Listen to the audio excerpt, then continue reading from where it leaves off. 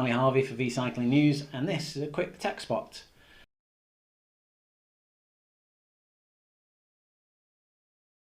As the Northern Hemisphere draws ever closer to the winter period, everybody starts hiding in their garages and dragging turbos out of cupboards, turning on and updating their chosen software. No doubt that as virtual software has improved over the years, so too is the technology that goes with them. We've seen movements from your standard magnetic trainers and air resistance trainers to more modern electronically controlled magnetic resistance trainers, and even some that combine fluid with magnetic resistance. And those in turn have then grown themselves. We've gone from wheel-on trainers to direct drive trainers, and in recent years with companies like Wattbike producing some really heavy duty machines for gyms and spin classes, they've then started bringing in models that are more designed for the home pain cave. We've had Wahoo with their whole generation of units, and now culminating in their top of the range model, which is the Wahoo Kicker bike. Stages, formerly known mainly for their power meters, now producing the Stages SB20 home trainer bike. Large, big units and quite expensive pieces of kit. But many people have felt that they're not quite filling the whole void. Often you'll see people investing in rocker plates to go underneath these pieces of equipment, and I've also seen a manufacturer recently, I think it's Kinetic, who do some kind of a rocker system that goes underneath both the rear and the front, which allows turning of these units. We have the Elite Steerzo that's been released recently, which again allows steering in game and potentially to give a more natural feel to the rocking of the handlebars.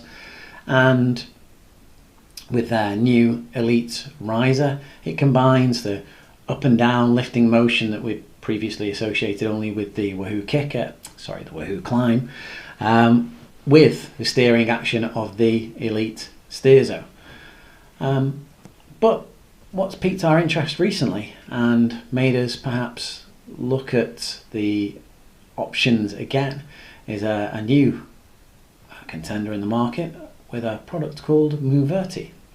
They recently exhibited at Rouleur Live, and unfortunately myself and Mike were unable to get down there to have a look at this product, but our roving reporter David Morrison of the West London series on RGT was able to get down there, and the very helpful people at Muoverti allowed him to take some video and had a few kind words with him. So we've got a quick video of that coming up now. Please excuse the sound quality. You may have to turn your volume up a little bit. It was a busy area, and obviously you can't stick a microphone in someone's face. We're not professional reporters, so have a look, see what you think. Have you ever imagined what your smart train would be like with brakes, steering and balance? Let's find out. Let's look at the future. This is Crystal.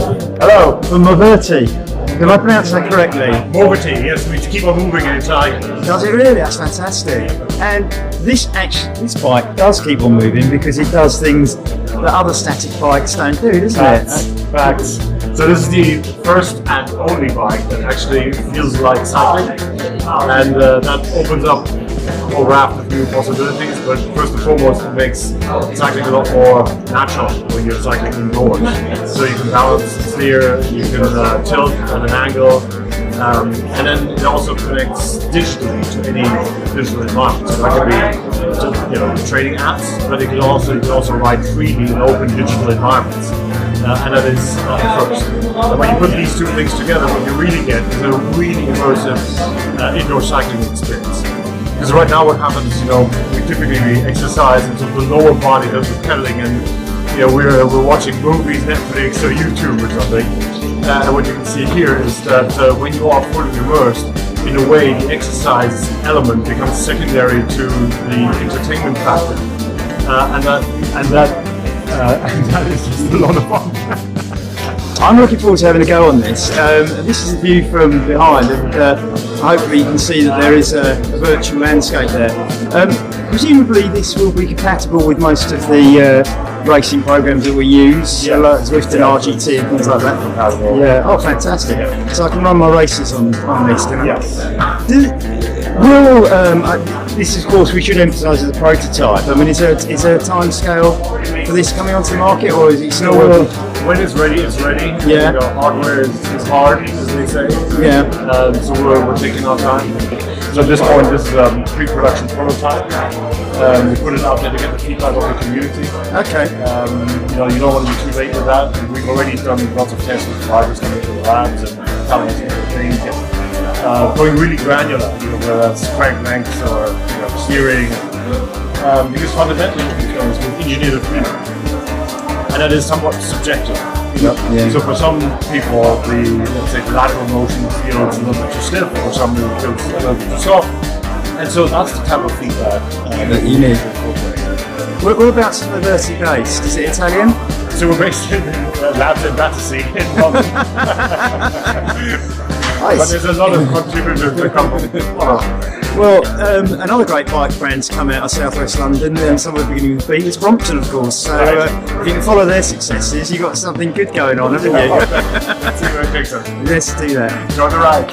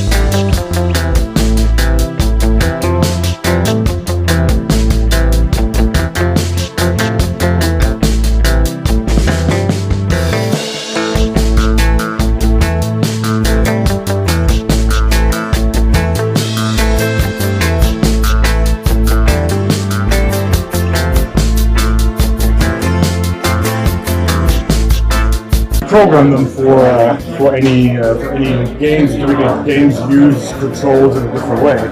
This just opens up the possibility to make use of the joystick for certain game controls. Okay, so it's the equivalent of a joystick.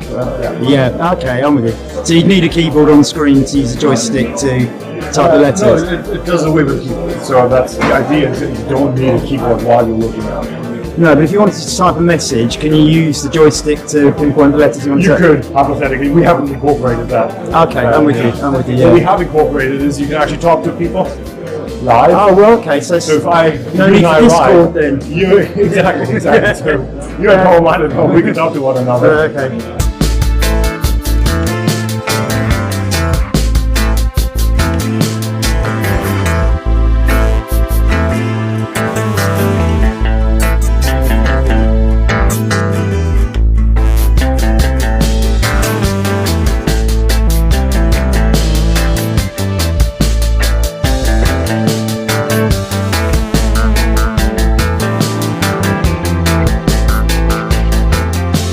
So here I am, this is me having a go on this, and you can see I'm twisting the steering and it's quite responsive and bike's leaning as I'm doing it. So let's start pedaling and see what happens. Getting the resistance, it's feeling much like I'd expect on Zwift or RGT or something like that. Now I can't go through the water, so I'm going to have to turn through here. On this particular game I need a water token to ride on the water, so I'm looking for a water token, there's one. Do I have to press the joystick as I go through? Right, so here we are, I get the game token there, and I think I can walk on the water. If I've got this wrong, we're about to drown. Oh, I think we drowned. Right, so let's go up this hill. Incline 21%, and I'm feeling it now. Oh, and it's getting quite tough. It's that cadence dropping down as we go up. And I'm not kitted out properly for this, so I think we'll turn around and go back down and enjoy the descent. Oh, the steering is quite responsive, so that's great. Now I have to say that they were looking for feedback from riders, and this gentleman is something of an expert, it turned out. I think both of our experiences were that the steering is a little bit over responsive. It's something that you'll get used to if you use it, and equally the brakes don't have that resistance you feel, so your fingers aren't feeling the resistance that you would normally feel when braking, although the screen is actually responding. Similarly with the steering, you're turning it too easily, and I found myself oversteering, and a little bit of resistance could be put in there. Apparently Formula 1 simulators do build in that sort of resistance on steering wheels and things, and it's something that can be done and will be done.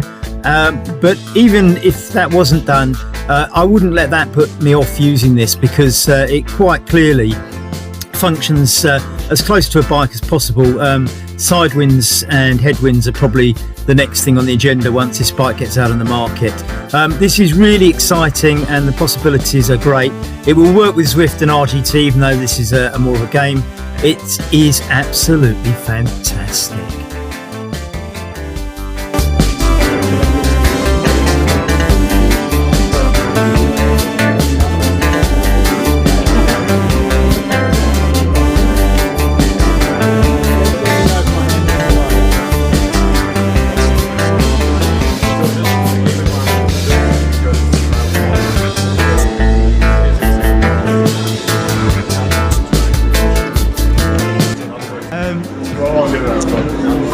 So how are you finding it? I think my experience is I've had to get used to the steering a little bit because it doesn't resist in the way. If you pick this up, this is an oil patch, an oil slick.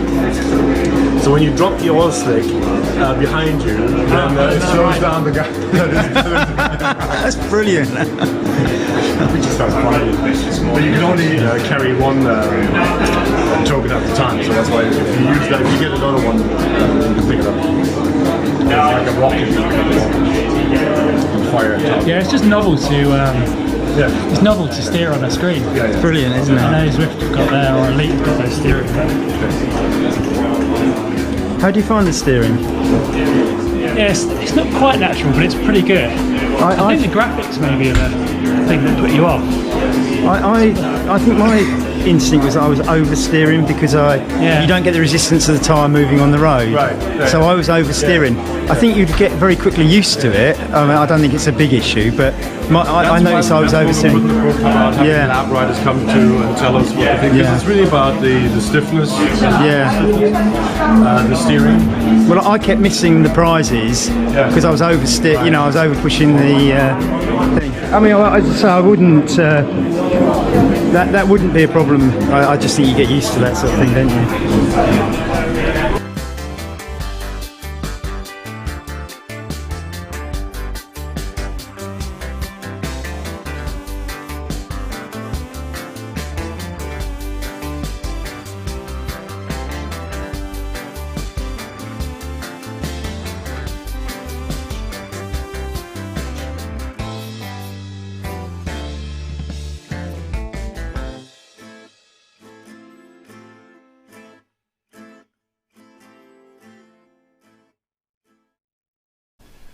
Hopefully you found that video of the Muoverti as interesting and engaging as I did.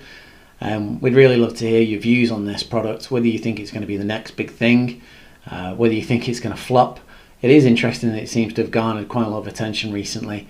I don't think it's one of these products that's just going to quietly disappear like so many of the items that catch a little bit of Facebook attention and then quietly slip away into the abyss. If you're interested in owning one, I'd like to hear your reasons for that, and if you don't think it's going to be the next big thing, I'd also like to hear your reasons for that as well. Please comment in the comments below and we'll get back to you. Thanks.